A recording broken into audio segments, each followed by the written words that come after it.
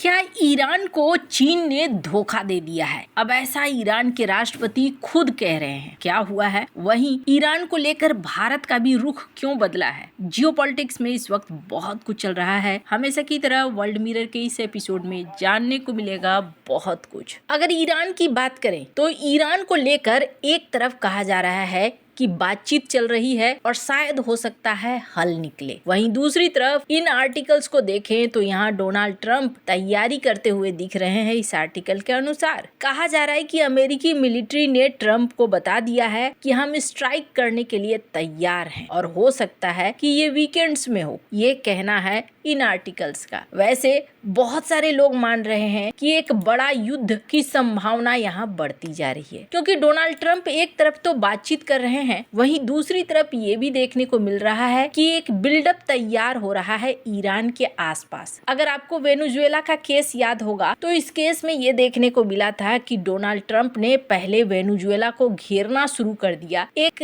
अच्छे समय तक घेर के रखा। पहले छोटे छोटे जहाजों पर हमला किया, कई ऐसे वेसल्स पर हमला किया जिस पर यह आरोप लगे कि ये ड्रग्स वगैरह लेकर जा रहे हैं, और उसके बाद अचानक से एक्शन वेनेजुएला के ऊपर ले लिया गया। अभी ऐसा ही कुछ माहौल ईरान के आसपास देखने को मिल रहा है। दो बड़े बड़े युद्धपोतों की तैनाती, यहाँ की गेराल्ड यूएसएस गेराल्ड की भी तैनाती। इस बीच MQ-4 ट्राइटोन ड्रोन्स भी देखने को मिले हैं और कहा जा रहा है कि क्या कुछ होने वाला है। हर लोग यही क्यास लगा रहे हैं कि अमेरिका यहाँ एक बड़ा एक्शन ले सकता है। वहीं दूसरी तरफ इनके एक सीनेटर हैं, ये क्या कहते हैं टेड, ये कहते हैं कि यही मौका है और इस मौका को छोड़ना नहीं चाहिए, इस मौके का इस्तेमाल कर लेना चाहिए। स्क्रीन पर इस वीडियो को आप सुन रहे हैं। I spoke with President Trump the day before yesterday, and we talked in particular about Iran, and I said this moment the regime is teetering, the Ayatollah is in his last days, and I said do not let this opportunity pass. यानी एक तरीके से माहौल बन रहा है कि America Iran के ऊपर एक्शन ले सकता है। और इस बीच अगर देखें ईरान के जो सर्वोच्च धर्मगुरु हैं वो क्या कहते हैं, खामनेई का कहना है कि देखो अमेरिकन के बाद एक ट्वीट जारी किए जा रहे हैं। एक में कहते हैं अमेरिकन कहते हैं चलो बातचीत करते हैं न्यूक्लियर एनर्जी के लिए, और फिर जब तुम बातचीत करने लगोगे ये बोलेंगे नहीं तुमको ये एनर्जी रखने का हक नहीं है। फिर वो कहते हैं कि अच्छा आप इस बातचीत का कोई मतलब ही नहीं है जब वो आपके ऊपर थोपेंगे। अब दूसरा एक ट्वीट देख लें आप, जिसमें वो कहते हैं कि 47 साल से अमेरिका का जो भी राष्ट्रपति आता है हम इस्लामिक रिपब्लिक को हटा देंगे, और लेकिन तुम भी हमें हटा नहीं सकोगे, तुम भी कुछ नहीं कर पाओगे। वहीं कई ऐसे वीडियोस रिलीज किए जा रहे हैं खामनेई के बयान के बाद, जिसमें खामनेई ने कहा कि हम डुबो देंगे यूएसएस गेराल्ड को, हमारे पास कुछ ऐसा है कि हम डुबोने की ताकत रखते हैं। अब सोशल मीडिया में AI से बने हुए कुछ इस तरीके के वीडियो वगैरह सर्कुलेट होने शुरू हो गए कि भाई यहाँ पर तो यूएसएस गेराल्ड को इस तरीके से हम डुबो देंगे। तो अभी ये जंग ऐसी हो गई है कि खामनेई अटैक पे अटैक किए जा रहे हैं, ऐसा लगता नहीं है कि खामनेई चाहते हैं कि यहाँ पर शांति हो या फिर बात आगे ना बढ़े, या फिर खामनेई इस बात को जानते हैं कि अमेरिका एक्शन लेगा ही। दो में से कोई एक चीज है। लेकिन अभी कहा जा रहा है ईरान की तरफ से भी कुछ परीक्षण वगैरह चल रहे हैं। नो फ्लाई जोन वगैरह काफी जगहों पर घोषित किया जा रहा है ताकि इन परीक्षणों को किया जा सके। एक तरीके से एक माहौल बन रहा है कि ईरान पे हमला हो सकता है, और ये डर न अब दिखना शुरू हो गया है। स्क्रीन पर एक वीडियो है, ईरानी भाषा में है। ईरान के प्रेसिडेंट मसूद पेजेस्कियान कह रहे हैं लेकिन फाइनेंस चीन الان کلی برای فایننس بکنه خب نمیاد. اینجوری نیست به این سادگی که میگید ما هر کی فایننس میکنه بره بکنه. الان اعلام میکنم نمایندگان محترم اینجا تشریف دارن، اگر کسی هست میخواد فایننس بکنه برید بکنه. اما چی میخواید؟ بیاید همین الان امضا بدن برید فایننس کنید.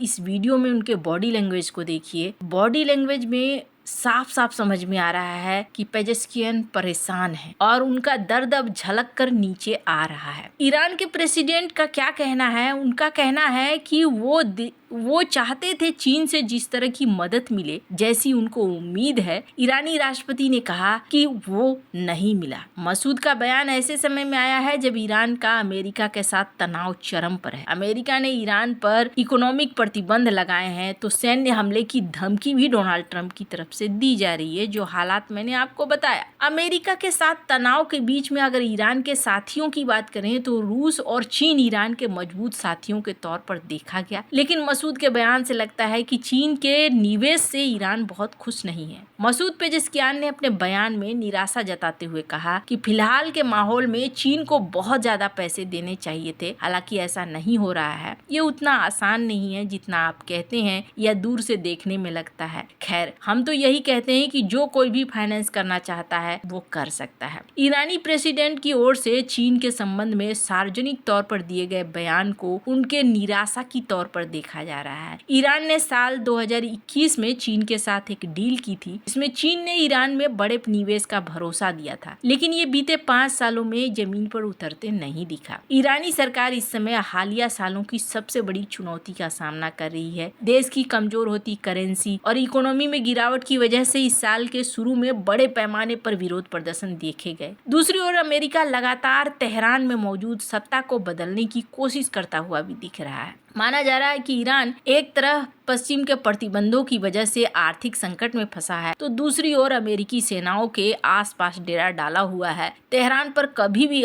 हमला हो सकता है, तो ये चिंता अब साफ तौर पर देखने को मिल रही है। अब जहाँ तक बात है चाइना की, तो चाइना खुद भी इकोनॉमिक संकट में है और कोई भी अगर ये सोचता है कि चाइना किसी और के फटे में टांग अड़ाएगा, चाइना बिल्कुल नहीं अड़ाएगा। ये बात तो तय है, इस चीज को आप समझ लो। लेकिन एक चीज और देखने को मिल रहा है कि भारत भी कुछ एक्शन ले रहा है। किस तरीके के एक्शन ले रहा है? ईरान से जुड़े हुए अमेरिका द्वारा प्रतिबंधित 3 ऑयल टैंकर को भारत ने पकड़ा है और इसके बारे में मैंने आपको बताया भी था कि इस पर प्रतिबंध लगे हुए थे और ईरान ने कहा है कि ये मेरा नहीं है। अब इससे ये होता है कि भारत के पास ये तेल आ जाएगा। अब बहुत सारे लोग ये सवाल कर रहे हैं कि आखिरकार भारत ऐसा क्यों कर रहा है? भारत ईरान के इस शैडो फ्लीट को रोक रहा है या फिर अमेरिका का साथ दे रहा है? बहुत सारे लोग इस तरीके के सवाल करते हैं। वैसे आपको बता दूं, मैंने पहले भी कहा है कि ये जो शैडो फ्लीट है, ये शैडो फ्लीट भारत के स्पेशल इकोनॉमिक जोन के अंदर आकर एक्शन ले रहे हैं, जो भारत के लिए ठीक नहीं है। भारत को वित्तीय क्षति होती है। दूसरी बड़ी चीज, बहुत सारे लोग ये भी मानते हैं कि ईरान में अच्छा खासा पैसा लगा चुका है भारत। अब आने वाले भविष्य में क्या